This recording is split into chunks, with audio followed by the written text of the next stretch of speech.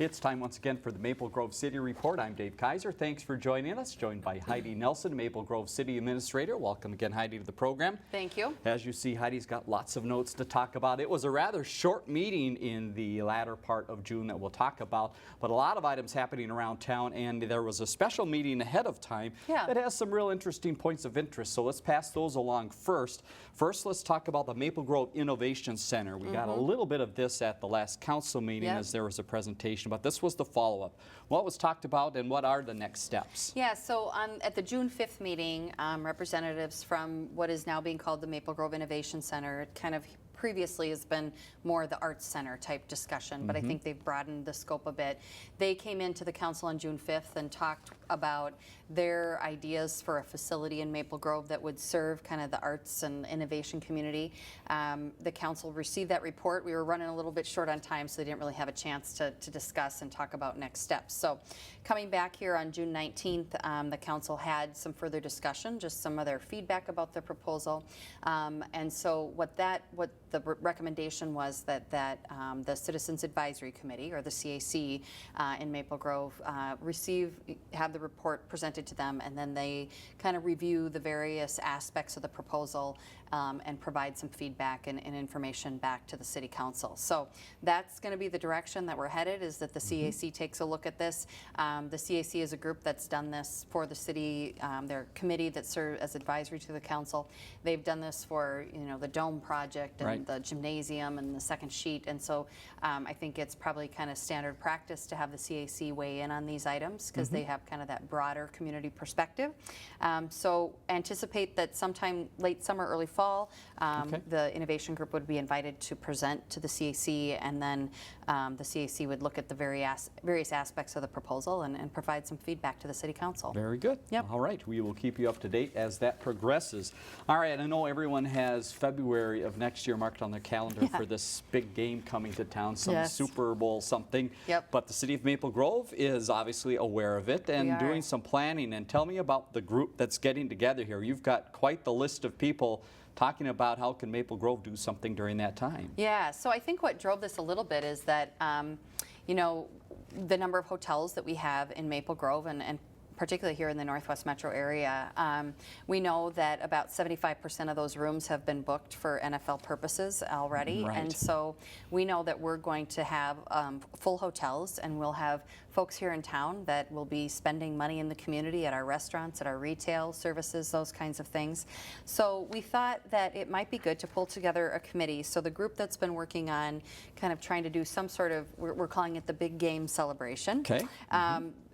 So we've been involved, some of our city staff as well as our park and rec staff, the Minneapolis Northwest Tourism, Arbor Lakes Business Association, the Arbor Lakes Business Association Hotels, the shops at Arbor Lakes, North Hennepin Area Chamber of Commerce, and then the Maple Grove Community Organization. Great group of people. Yes, so very broad and addresses both our business community but also our residents and kind of the community activities aspect of this. So we're looking at doing kind of a week-long celebration here in the community that highlights some of the wonderful places in Maple Grove and kind of football-themed type things. So potential for a scavenger hunt that would have some connection to our business community, maybe a golden football medallion hunt that MGCO would put on.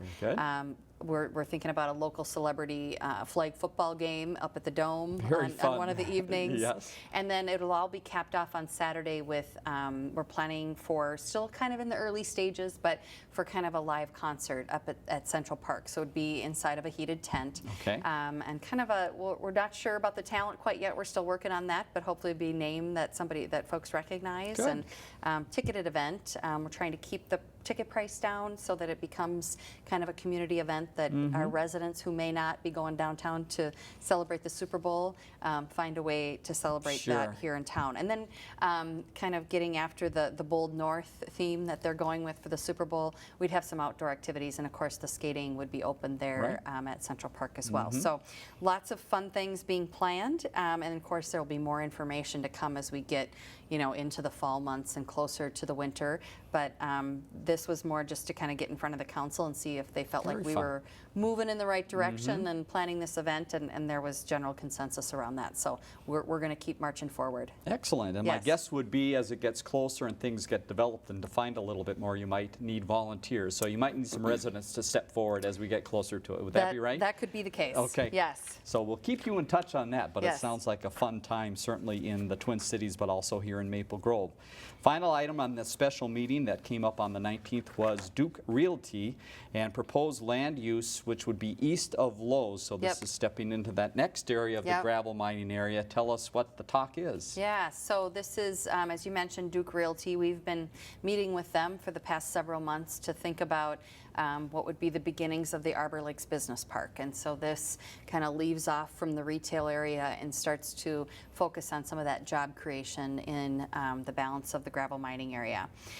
We've had a lot of discussion and debate over what's happening in the office market. I think everybody has desires to see more of that vertical office headquarters type product there. Right. And I think we certainly will have room for that up along the highway corridor, along the 94 corridor, and have a vision. Our comprehensive plan update has a vision for that up along the highway corridor. Right. This first phase of this business park project would be kind of a higher end office warehouse mix type product, and a lot of nice architectural features, windows. It really would kind of appear to be a two-story office building, but the space internally would be a little bit more flexible so that you could have multiple users that might have a portion of it be office space, a portion of it maybe R&D, a portion production, and then some warehouse space to the rear of the building. So the first building would kind of be right at that corner of Zachary and Elm Creek, kind of that southeast corner there. Their plan would be to do about 4 buildings, each being about 200,000 square feet there. And probably over the next 4 to 6 years, they'd like to do 1 building a year, but that's going to be a little bit driven by the market. So project received generally good feedback and good support by the council during the workshop. They plan to come forward with a more formal application here pretty soon and get to the Planning Commission. They would like to maybe get in the ground yet this fall, so we'll likely see this one come forward. But it's kind of an exciting time to kind of think about what's this next step, and much thought and discussion about is this the right start to the business park project, and does it help bring other users? And I think as we've looked around to other communities around the metro area, there's examples of how business parks have started with this type of a use and more office uses have come around it. I mean, one of the greatest selling points, of course, is all of the amenity and services that Maple Grove has to offer right next door.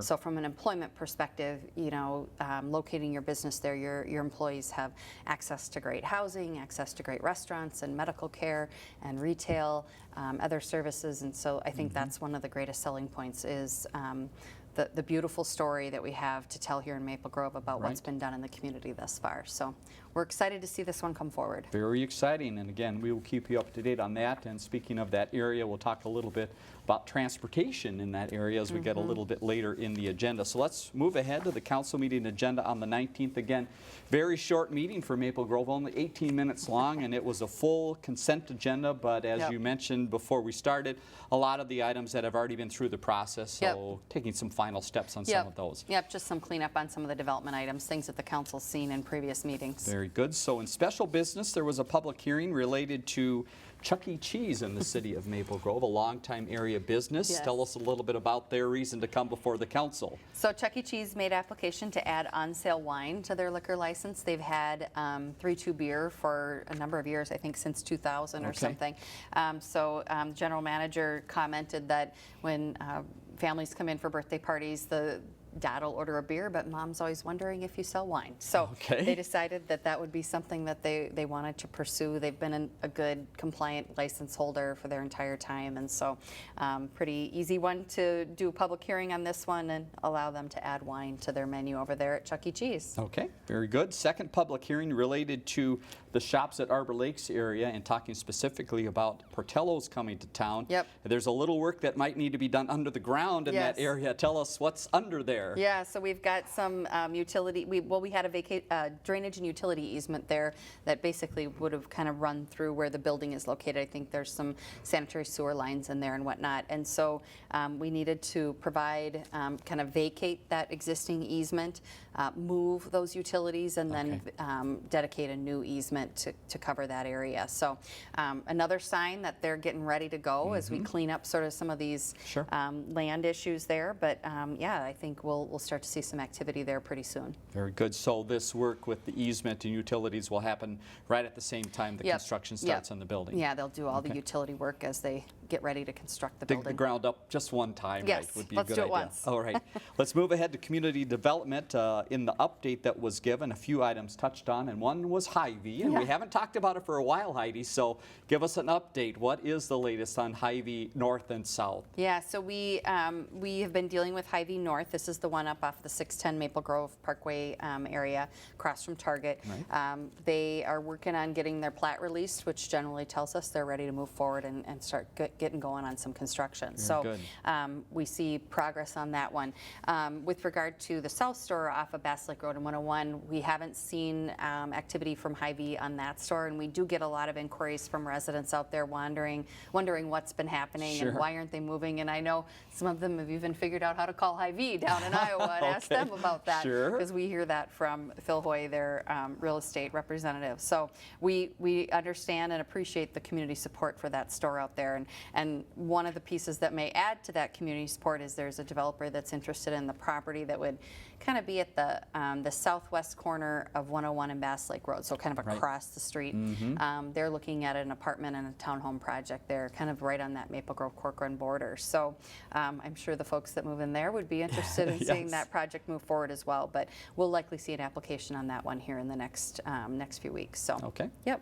Couple other updates on businesses and community development items. Crave and Bank, we have an update on those, and also there was a grand opening at a new gas station service area yesterday, I believe. Tell us about that. Yeah, groundbreaking. Yep. So we anticipate that the corner of Main Street and Elm Creek Boulevard there, where Wild Bill's is today, that we'll probably see some activity, construction activity, get going there pretty soon. This is the new Crave restaurant and Bank of America building. So kind of it's they're kind of like two different structures, but there is a connection in between them, kind of in a patio area. So we're working on getting those building plans issued. And then, as you mentioned, we did attend a groundbreaking yesterday up at the Grove service station. This is a Bobby and Steve's service station. So this is kind of just directly across the street from the hospital, sort of right at that corner there of the hospital entrance and Maple Grove Parkway. So one of the hallmarks of the Bobby and Steve's operation is that they build a kind of a gas station that doesn't necessarily look like a gas station. All very nice materials, a lot of brick, glass, metal, stone, that kind of thing. And so it was fun to meet with them yesterday, and they're very excited to get going on that site. So I think we'll see activity up there pretty quickly as well. All right, watch it pop up out of the ground. Yep. Ken Ashfield was there at the meeting as well, talking about a few public works, city engineer items, and one related to I-94, our favorite roadway to get down to Minneapolis, and he was just warning people that it maybe is going to get a little worse before it gets better. Is that right? Yeah, so they've been talking about this Lowry Hill Tunnel closure, which is kind of that main through connection through the downtowns. So starting June 23rd, and this work will extend for about 70 days, that one of the tunnels will be closed, and they're going to redirect traffic through the other. One lane each way. I think it's going to be. Or there might be a couple. It's two, but Ken and I have commented like, that has to be pretty tight. Yes, be careful. It feels like there's only room for three, but I'm sure MnDOT has that all figured out. But I think the long and short of the story is that getting downtown is going to be much more difficult over the next 70 days. In addition to that tunnel work, there's more closures of ramps in and off of 94, lane restrictions as you get into that Brooklyn Center area. So I think if you're headed downtown, go visit the MnDOT website, look at that, make sure you kind of understand what's going on down there, and then if there's an alternative for you to get downtown, think about it, which, you know, those aren't going to be easy either. I know our buses were having to reroute and add time, those kinds of things, because, you know, all the traffic will be moving to alternative paths or the bulk of it. And Right. so I think it's just really a big heads up to everybody if you have stuff going on downtown. And I think particularly this weekend is going to be a challenge to really pay attention to. And I know there's a number of big events happening downtown this weekend, and there's some train impacts. Right. Just plan extra time and plan ahead. Sure. Just be really aware. If you have an option to work from home, Or just stay in Maple Grove. right, or just get a maybe job that's here. Your option. There you Stay go. here in Maple Grove. We'd love to have you. So yeah, just a heads up for everybody. Very good.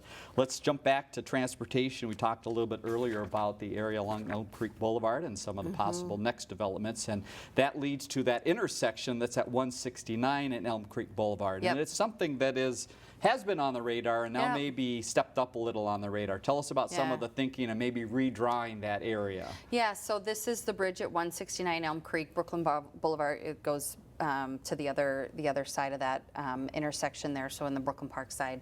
We have plans. They're from kind of the mid to late 90s, so it's been a while since this Sure. project has been revisited. But I think with kind of that start of that business park development, we think it's time to kind of resurrect some of those discussions, not only with MnDOT, but also with Hennepin County about that interchange replacement. It is a little bit of a challenging one in that there's a lot of traffic lights there, and you kind of have that, set of lights here and set of lights here. Right. And, sometimes you're looking to that set of lights instead of this one, and I've Yes. seen some accidents there with that. So I think some of those concerns as well. This is a project that's likely a little bit more in the offing, but something that we want to start having some conversation about, talk to some of the stakeholders, and get started so that maybe five plus years from now we could get going on it. So Okay. but we need to kind of resurrect those plans, dust them off, and see what it is that we want to get done there. All right, final item from the meeting on the 19th of June was a chief retiring, and we just Yes. want to make another special notice of Scott Anderson. Yeah. And there's a special day for Scott coming up as well, special event. Yeah, and you guys did a great story. I got to watch that this morning. Thank you. For him, and what a wonderful history. I mean, not many folks get to spend 40 years in an organization and have pictures from, the very early Right. days, and some great memories there for Scott and the fire department. So yes, we are working on, planning for his retirement. There'll be a celebration the afternoon of July 31st, which actually ends up being his last day with the city. So Okay. he'll do it right on the last day, and the public, of course, would be invited and encouraged to attend that. I'm pretty sure it's going to be at the Government Center. We're still working on details, but just mark your calendar, July 31st, and it'll be a nice afternoon for him. We are out recruiting for fire chief, Sure. so Okay. that's information's available on our website. So we're getting going with that too, and we're doing because the fire department's a little bit different than some departments in that we have nearly 95 paid-on-call firefighters who are residents in this community who live here, and they have particular insight into the fire operations and the service we provide. And so we've done some survey work with them. We want want their involvement in the process, and so we've stepped out kind of a lengthy process here to get a new chief selected, but I think it'll be a good one, and hopefully glean some information about what do we need to be thinking about for the next 20 years. So we certainly wish Scott all the best and appreciate his Oh, yes. service, and this will be fun to celebrate him. So if you can, join in on that celebration. Now let's move ahead to some items happening around town as we hit the middle part and part of June. One is Town Green, and Town Green got off to a great kickoff, I understand. Yeah, so Monday night while we were at the council meeting, Kat Perkins was singing out at the Very Town nice. Green. That's a pretty big name. Yeah. So that was really fun, and the weather has been great. So a couple of things coming up. Maybe I'll skip from, because those are things happening tonight. Okay. So, but I know we have the regular schedule. I think it's the Monday, Thursday, Friday schedule. So just check our website. Lots of great acts coming up. They do have. I think it is tonight with the Cromulent Shakespeare Company, so it's more of a theater production. So all kinds of music, theater things, just check it out, and the weather's been great to get out and enjoy that. So. And some fun happening during Maple Grove Days at the Town Green as well. So again, look at that schedule. Let's talk about holidays coming up. A few things that are affected by the holiday on the 4th of July. That would be buses and council meetings. Tell us about both of those. Yeah, so we have transit service. We'll provide regular bus service on Monday, July 3rd. So no reductions or additions for that, but no service on July 4th. So the holiday will be off. We won't be having our first meeting in July. That meeting would have fallen on July 3rd. So we've canceled that. We're not rescheduling that. We've kind of arranged our business so that we can get by going from June 19th to July 17th. So the next meeting would be Monday, July 17th, and then of course city offices will be closed on Tuesday, July 4th to allow everyone to celebrate the 4th of July. Very good.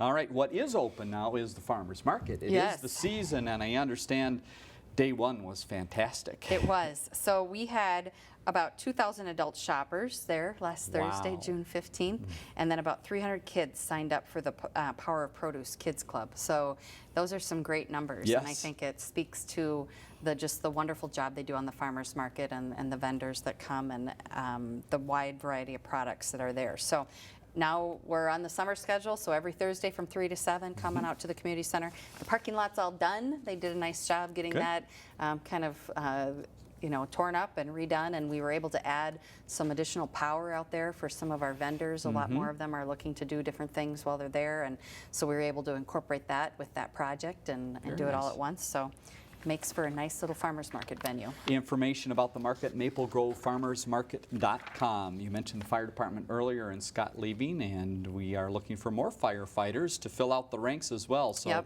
recruitment's somewhat ongoing, but we have a deadline coming up of August 4th. Tell us about that. Yeah, so we're in the process of recruiting paid-on-call firefighters. I think they're looking to add between 8 to 10 to the ranks. We, many of our paid-on-call firefighters have been on the department for a number of years, and we're going to start to see some of those retirements. We've had a few already with people kind of moving on to their next phase of life, and so we need to just kind of be in a continual process of backfilling.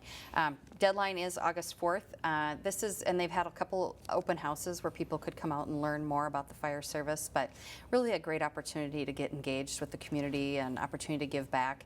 Great camaraderie in the fire department. I know I've gotten the opportunity to attend some of their officer meetings and some of their fire department events, and they like to have a good time. And so there's it's a big family. It's a big family, yeah, big raucous family. So it's a great group to join, and has some nice benefits that come along with it too, and kind of a nice little part-time side gig.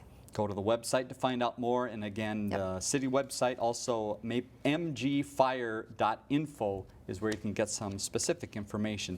Let's talk about the website a little bit further. There's a new section on the website that's kind of interesting here. It's called I Want To. What are you looking for here? Well, we're trying to make it easy for people who visit our website. Sometimes how we either organize our departments or organize information might not be intuitive to the non-city hall person, and so we really wanted to kind of make it easier for people to think, okay, I want to get a building permit, I want to apply for a job, I want to find out information about decks or fences, those kinds of things. And so we went through, looked at a number of other city websites and thought about what are the most popular things, and we looked at, where are people going on our website? What information are they accessing? So we created that I Want To section. It's kind of right in that top header line of the website. So just a quick way to get you right to that page, because sometimes things are a few clicks in. So this is an easy way to get to the information in one click. All right, click on and give it a try. We'll give you that website at the end of the program. It is summertime, so let's talk about a few summer-related items, which would include crime prevention, photo contests, and also Maple Grove Days. So let's start with crime prevention. You have some friendly reminders that we pass along every summer. What should we be thinking if we're homeowners in Maple Grove? Yeah, I think it's just to keep those garage doors closed, car doors locked. Don't leave your valuables out in your car. I think we just kind of continue to see that type of activity have an uptick in the summertime, particularly more, kids are around during, off times. maybe your kids are home from college, you have more vehicles around, maybe they aren't getting locked at night. So we just see that kind of activity happening, and I think the easy way to do it is make sure things are locked up. Don't leave your valuables in your car, and get those keys out of the vehicle, get them inside. We've had a couple situations where, you know, keys and valuables are left right in a vehicle in the driveway. Right. And it's really easy to, you know, get kind of complacent about that. You feel like you're in a safe place, and, Sure. and generally we are, but I think there's folks that kind of wander through the neighborhoods here and there and kind of prey on that. So just be mindful of that. Good reminders. Yep. Photo contest. With the beautiful summer weather, you might want to get your camera out, and here's a good reason to do that. You have a contest that goes each year. Tell us how it works and how people can get involved. So we're accepting, this year it's a little bit different. We're accepting entries online via the city website, and there are monetary prizes for the various 5 categories, so a little reward for you for getting out and doing some of that. And then you can vote online this year for your favorite photo contest entry, and there's kind of a viewer's choice that gets selected at 2.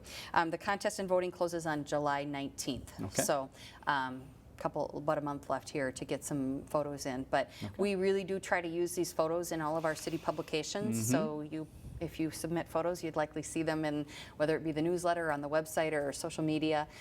It's just a great way to kind of have that super hyper local and much more fun than us buying stock pictures off the internet. So we appreciate that everybody gets out and takes some great pictures of activities here in the summer. Yeah, a great way to get the residents involved. Speaking of involvement, we want you to head out to Maple Grove Days, which is coming up July 12th through the 16th. Tell us a little bit about the people behind Maple Grove Days and some of the fun things we have listed here. Yeah, so the Maple Grove Community Organization, Deb Syrie is the chair of that. They run Maple Grove Days. It's a very collaborative effort with the city. Our police, fire, public works are all involved. And of course our council is involved in various aspects of the event as well. July 12th through the 16th, they are doing the medallion hunt. It's hidden in one of our 51 parks, so that should be easy to find. And then the parade, of course, is Thursday night, fireworks on Saturday night, all of the events on Saturday at the community center, and then the art fair. So kind of all the typical things that we do there on an annual basis for Maple Grove Days. And so encourage everybody to come on out, and hopefully we'll have great weather this year. Maybe no rain the night of fireworks or thunderstorms. That would be good. But really a fun celebration, and lots of things for every age. All right, a lot of information on the website about that event and some of the specific things you can get involved in. Community Center Pool, let's jump there for a second just to let people know it is open, indoors and outdoors. So tell us about the fun we can have. Open now, daily through Labor Day. And then so you just need to get a wristband inside the community center.